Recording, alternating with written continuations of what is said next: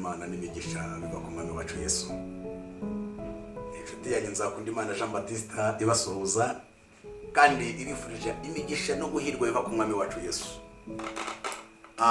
Nkuko bisanzwe rero nifurije kubagezaho ijambo ry'Imana dusoma mu butumwa bwiza bwa Yesu ko bwanditswe na Yohana, ariko mbere ko dusoma mureke tumaze dusenge. Mana data wa twese uri mu ijuru, nyaguhora ku ngoma se umwami wacu Yesu, tugushimiye neza yewe n'ubuntu bwawe n'urukundo rwawe rwagiye rurabana natwe uko bukeye n'uko bwije. Wagiye utwereka imbabazi zawe, utwereka ineza yawe n'urukundo dukunda bituma tuba hafi iminsi yose. None uyu mwanya mwami tugiye kuvuga ijambo ryawe, ninginze Mwuka Wera w'Imana ngo ndahe biri mu mutima w'Imana atuza akanwa kanjye kugira ngo abanteze amatwi bumva ari wowe uvugana nabo, ntibumve jye ahubwo bumve wowe, kandi ijambo ryawe rigira umumaro ku buzima bwabo, ribashe kubaka, ribashyitse aho bagomba gushika, ribageze aho bagomba kugera, babe abo bagomba kuba bo. Tubisabye Imana mu izina rya Yesu, amen. Imana y'amahoro ibaha umugisha. Munyemerere dusome ijambo ry'Imana dusanga mu butumwa bwiza bwa Yesu uko bwanditswe na Yohana. Turasoma igice cya mbere umurongo wa 10 turageza ku wa 13. Ubutumwa bwiza bwa Yesu uko bwanditswe na Yohana igice ni cya mbere, turasoma umurongo wa 10 tugeze ku wa 13. Haravuze ngo yari mu isi ndetse niwe wayiremye, nyamara ab'isi ntibamumenye. Yaje mu bye ariko abe ntibamwemera. 12. Icyakora bamwemeye bose bakizera izina rye, yabahaye ubushobozi bwo kuba abana b'Imana.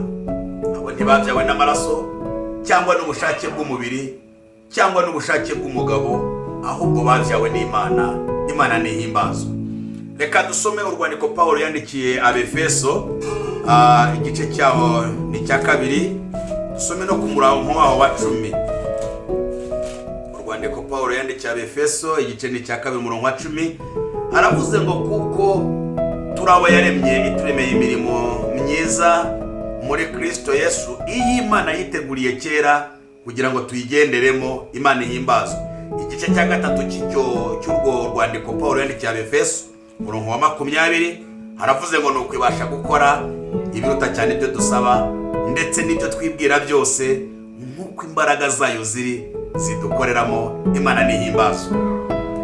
Bakunze ijambo ry'Imana, nshuti zanjye, nk'uko musanzwe dukurikirana ijambo ry'Imana, nakunze kuribaha dukoresheje ama-audio atandukanye, ariko nk'uko nabanje kubibamenyesha twabafunguriye channel mugomba kujya mukurikirana ijambo ry'Imana.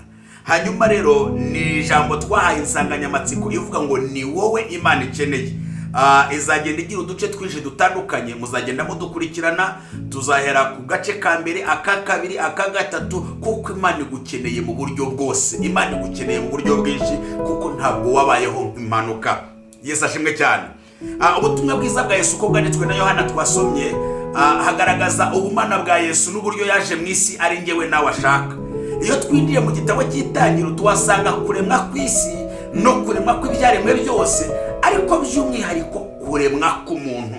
Umuntu Imana yamuremye mu ishusho yayo, imuha ubwiza busa n'ubwayo, kugira ngo Imana yibone muri uwo muntu n'umuntu yibone mu Mana.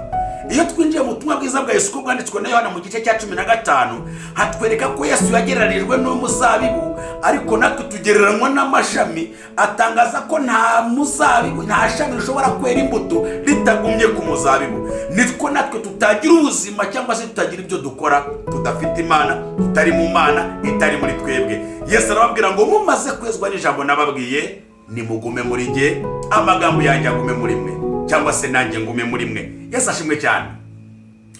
Uyu Yesu yaje mu isi aje gukora ikintu Adamu na Eva bari bakoze, bahohejwe na Satani, bakoze icyaha kibatandukanya n'Imana. Hanyuma Yesu aza kutwunga n'Imana binyuriye mu mubiri we, yambaye nk'umuntu, aca bugufi nk'umuntu, aganduka nk'umuntu, yihangana nk'umuntu, ababazwa nk'umuntu, ariko kandi abikorana gukiranuka kugira ngo umuntu wese yige gukiranuka azabane n'Imana kuko Imana imukeneye.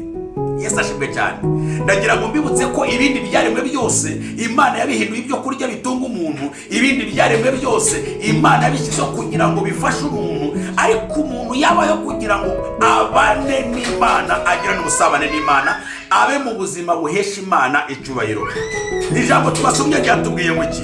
Ryatubwiye ngo uwo Yesu yaje mube ariko abe ntibamumenya, kandi ngo aza mu isi ari nawe wayiremye. Bivuze ngo ibintu byose niwe wabiremye, ariko yambara ishusho y'umuntu, aza mu isi kugira ngo abone umuntu. Ni wowe Imana ikeneye kugira ngo ube muri uyu mwanya Imana yashatse kubamo. Izina ry'Uwiteka nirihimbazwe.